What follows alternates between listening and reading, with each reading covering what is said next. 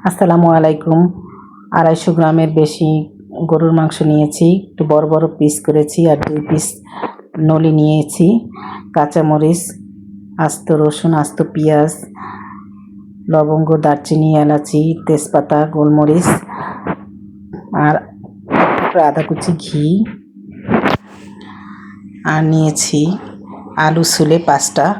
এরপর 2 চা চামচের মতো ঘি দিয়ে দিলাম, প্রেসার কুকারে নিয়েছি যাতে তাড়াতাড়ি সিদ্ধ হয়ে যায়। এরপর মাংসগুলো দিয়ে দিলাম, আলু দিয়েছি, এরপর লবণ দিয়ে দিলাম স্বাদ মতো। এরপরে পেঁয়াজ, রসুন, গোলমরিচ, তেজপাতা, কাঁচামরিচ সবগুলো দিয়ে দিয়েছি, এলাচ। এরপর 2-3 মিনিটের মতো একটু ভেজে নেব। এরপর আমি গরম পানি দিয়ে দিয়েছি সিদ্ধ হওয়ার জন্য। প্রেসারে না দিলে আরও পানি দেওয়া লাগতো, কিন্তু যেহেতু আমি প্রেসারে দিয়েছি এই জন্য আমি সমান সমান পানি দিয়েছি। এরপর ঢেকে 20 মিনিটের মতো রান্না করেছি, দেখেন হয়ে গিয়েছে। এরপর পেঁয়াজ বেরেস্তা দিয়ে নামিয়ে নিলাম। একটু খেয়ে দেখলাম, খেতে কিন্তু ভালো টেস্ট হয়েছে।